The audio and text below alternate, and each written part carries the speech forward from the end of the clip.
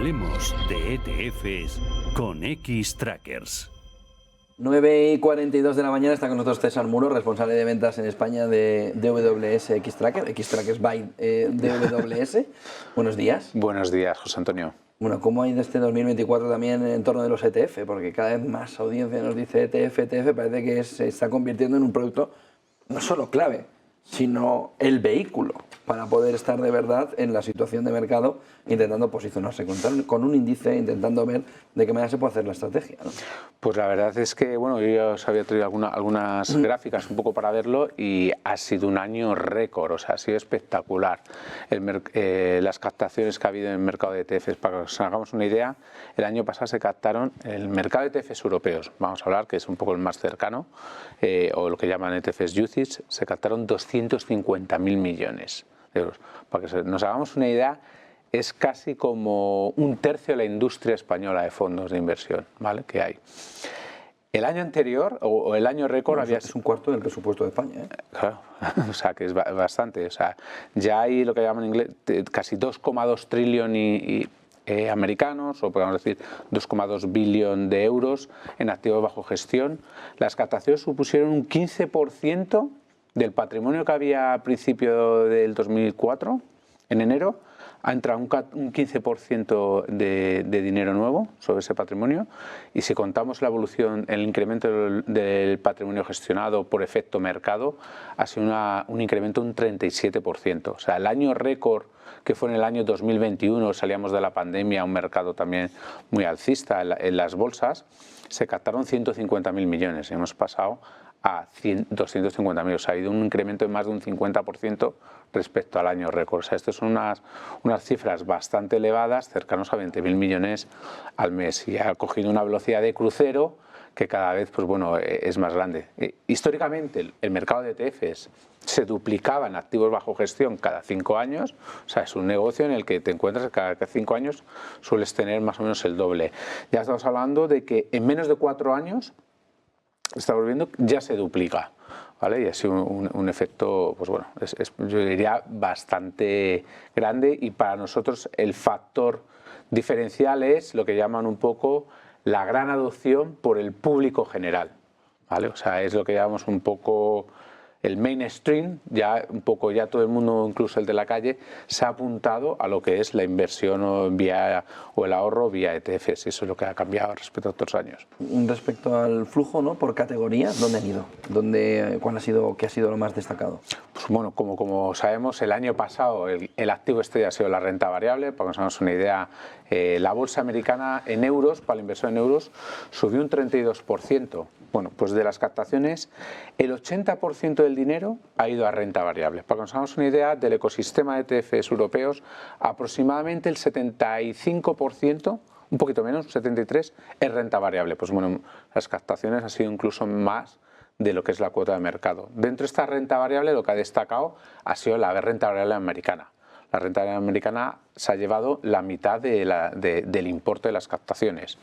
Luego, si nos fijamos en el otro mercado o activo que ha crecido mucho, es la renta variable global. Entre estas dos categorías, renta variable americana, el 50%, y renta variable global, suman prácticamente 2/3 de las captaciones en el año. Luego, que ha habido destacado en renta fija, es un activo que el año anterior supuso más del 40% de las captaciones, se ha quedado un poquito más en línea, en un 23%, muy en línea con lo que pesa un poco los activos de renta fija dentro del total. Y ahí han destacado un poco, pues, más las entradas en deuda pública, yo diría es donde ha destacado, o entradas en lo que llamamos tipo a corto plazo, cosas un poco más de mercado monetario, ultra corto plazo. Y el que ha sido un poco el patito feo ha sido el oro. El oro ha sido un activo estrella en 2024 en términos de rentabilidad, más de un 25%, y sin embargo hemos visto más de 6.000 millones de salidas. Y aquí, ¿Y eso por qué? ¿Qué explicación puede ser?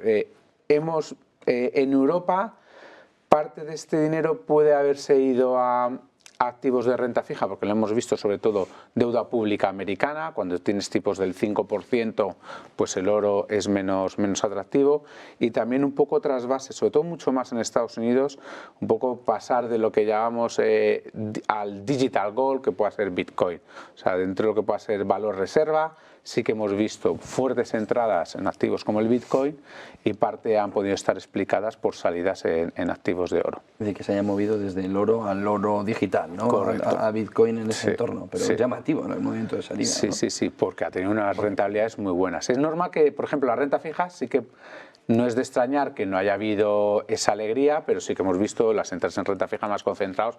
Hoy en el corto plazo tenemos un 4%, un 5 y pico en Estados Unidos, pues el inversor nos ha complicado, no ha querido tener ese riesgo un poco de más duración, y es verdad que ha sido la estrategia correcta en el año pasado, incluso en términos de rentabilidad y volatilidad. Incluso del riesgo de reinversión era la estrategia, ¿no? Sobre todo viendo lo que ha pasado, lo que está pasando ahora. Claro, ¿no? estás viendo la renta fija, que sí, que lleva un mes y medio, dos, bastante regular. ¿Vosotros qué ha sido lo más destacado dentro de Xtrackers? Pues mira, la verdad, para nosotros ha sido un año récord en captaciones, o sea, 35.000 millones de captaciones. Podemos ver que hemos captado pues, del mercado un 14,3% de las captaciones netas, que es un resultado muy notorio cuando teníamos cuotas a aproximadamente el 10,5% y hemos subido nuestra cuota de mercado casi al 11%. Y aquí, pues bueno, lo que has destacado un poco los best sellers, por así decirlo, que pueda ser algo más diferente, pues hemos tenido un montón de entradas, lo que llamamos un ETF, el Euro Overnight, que es un poco el ETF liquidez, como que te da el tipo de interés del Banco Central Europeo a un día.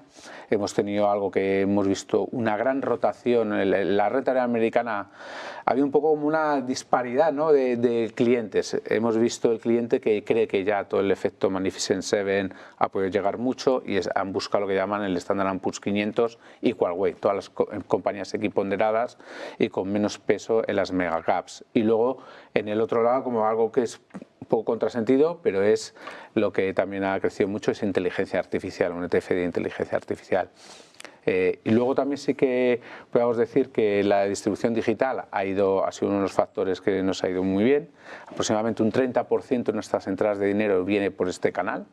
O sea, hablamos de un canal digital con los que tenemos también acuerdos de colaboración y partnership. Y luego algo que nos ha destacado es, oye, nuestro objetivo es que cada año podamos tener más ETFs un poco con mayor tamaño, lo que llamamos billionaires, o ETFs de más de 1.000 millones, y ahí sí que pues hemos crecido desde 46 hasta 53, y luego hemos hecho varios lanzamientos un poco, al final todos los años intentas un poco innovar. Una gama que nos ha gustado, que ha tenido bastante aceptación, es lo que llamamos los ETFs Target Maturity, que son ETFs de bonos corporativos con un determinado vencimiento. Por ejemplo, es algo que cuando ha habido un poco de volatilidad en renta fija, como hemos visto en los últimos meses, ha funcionado muy bien. Hemos lanzado un acuerdo de un ETF de rentabilidad global con otro partner, que es como Scalable, en el que por primera vez hacemos una réplica híbrida, es algo que nunca se había dado en el mercado, es réplica sintética y física a la vez, es bastante innovador. Y hemos empezado un poco también con algunos ETFs de gestión activa, como podemos ver, o un mercado que no estaba en Europa, que es una novedad, que es MSCI World ex-US. O sea, ya el mundo se ha vuelto tan renta variable americana que, bueno, para que nos hagamos una idea, del mundo desarrollado, el 74% de la capitalización bursátil está en compañías americanas, en renta variable americana. Bueno, hemos sacado un poco un bloque que sea para el que quiera un poco tener lo que es el mundo. Mismo. Sí, sí. Bueno, sobre todo para los emergentes esta mañana, ¿eh? Sí, sí, están mirándolo. Sí. ¿Cómo veis las tendencias? Es decir, Vale. claro, porque en este entorno en el que hay tanta concentración, esa capitalización tan fuerte, esas opciones por fuera, el inversor puede decir, oye, ¿y si el crecimiento está ahora mismo en un repunte de emergentes, en un repunte de Europa, en un repunte de otras zonas, en un repunte de China? ¿Qué observáis?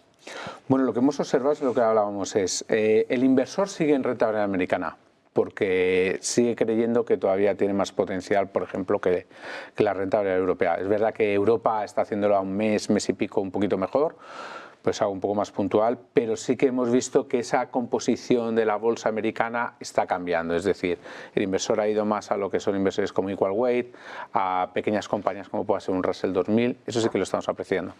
Y luego sí que, por ejemplo, este lanzamiento que hemos hablado del año pasado, como el MSCI World ex-US, pues bueno, sí que hemos visto bastantes entradas. Tenemos el ETF que ya capta casi 500 millones en muy pocos meses. Mucho, ¿eh? es bastante para un lanzamiento que pueda tener 8 o 7 meses de antigüedad. Y sí que utilizan ese bloque un poco, oye, pues Europa, oye, esa parte de Canadá, Pacífico que no lo tengo, incluso Japón. Que también tiene innovación en cosas muy puntuales, pero sí que la tiene. Si no está en Europa, la tenemos, ¿no? ASML sería ese entorno, ¿no? Es decir, oiga, los semiconductores también están aquí, ¿no? Que solo tenemos una gorda. Sí, pero es una buena. Sí, sí. Y importante para invertir. Totalmente. Y ahí es un poco, pues eso, al final es otro instrumento. Al final vemos que hay gente que lo hace más sencillo. Este año, por ejemplo, está muy concentrada también la demanda en invertir en el MSCI World. Es bastante efectivo, pero hay inversores que les gustaría un poquito diversificar más y entonces dice, oye, pues vale, voy a comprar más un MSCI World ex-US, un 30% o un 35% y un poquito menos en Estados Unidos, un 2/3, porque empieza a ser ya demasiado concentrado. Hay inversores que esa parte de Estados Unidos, además a lo mejor de poder tener menos, pues no tener con diferentes ponderaciones. Bueno, al final el mercado de ETFs intenta un poco innovar y es verdad que las tendencias que nosotros vemos de aquí a este año, bueno, va a estar dominada por los factores, como sabemos, geopolíticos, y por interés.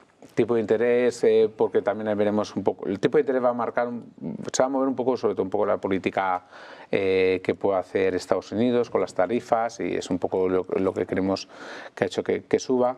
Todos estos factores, si las Magnificent Seven va a poder seguir creciendo como hasta ahora, si va a haber tanto CAPEX en inteligencia artificial como hemos visto hasta ahora, o se va a ralentizar.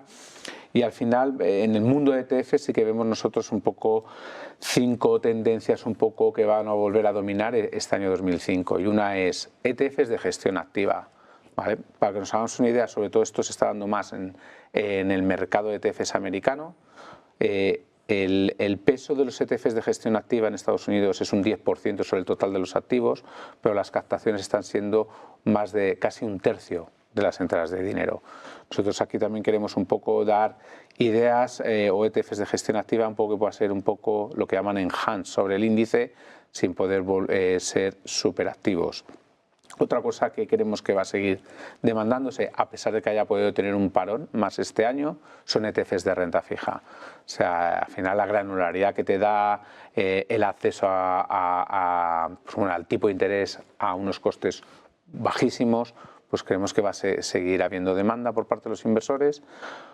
Otro factor que creemos que aquí va a repuntar también ya más en Europa es el tema de los criptoactivos. Cada vez un poco se va a empezar. Vemos un mejor tono por parte de muchos más inversores a poder incorporar una parte de la cartera en activos descorrelacionados, que pueda ser también teniendo ya ETFs. ¿No? Sí, o si tienes ETFs de oro, de los ETFs del 24. De Bitcoin, claro, es un activo que ha dado rentabilidades de casi por encima del 110% el año pasado. No, es algo que una cartera en una proporción pequeña puede aportar diversificación y bueno, se ve un poquito más, un poco pues, fuera un poco lo que puede ser un store of value o reserva de valor. Y eso ha ocurrido en Estados Unidos y probablemente este año ya vamos a ver mucho más dinero si tenemos un mercado positivo en los activos digitales, si está apoyado por la administración americana, mucho más activos que en oro, por ejemplo. Un cuarto factor para nosotros es, creemos que se va a seguir innovando y hay temáticas que es verdad que la inversión temática está un poquito más parada. A ver si cuando mira uno la rentabilidad de las inversiones temáticas o cuando mira la rentabilidad de cualquier índice, si has perdido una serie de sectores o acciones, pues las rentabilidades han cambiado bastante. Pero sí que donde hay disrupción, donde hay esa rentabilidad, como puede ser inteligencia artificial, cosas más innovadoras, podrán seguir creciendo. Y el último factor que creemos que es el que ha predominado este año y va a seguir es un poco lo que es la distribución digital. Y eso es un poco lo que está cambiando. En Estados Unidos el inversor minorista ya podemos tener cuotas de casi un 55%. Aquí en Europa estamos ya casi cercanos al 20% y al final va a haber un poco ese recorrido, pues que lo veamos de Europa, que pueda ir un poco incluso a lo que es a Estados Unidos. Y solo por acabar, como anécdota, la gestión pasiva en Estados Unidos ya es casi el 60% de los activos. En Europa estamos hablando de que es el 20%. Con lo cual en Europa todavía queda bastante más recorrido, en el que vamos a lo mejor como 10 años un poco retrasados en la velocidad o comparado con el mercado americano. Pues muchas gracias por toda esa fotografía. César Muro, responsable de ventas en España de Xtrackers by DWS. Buen día y buen negocio. Muchas gracias.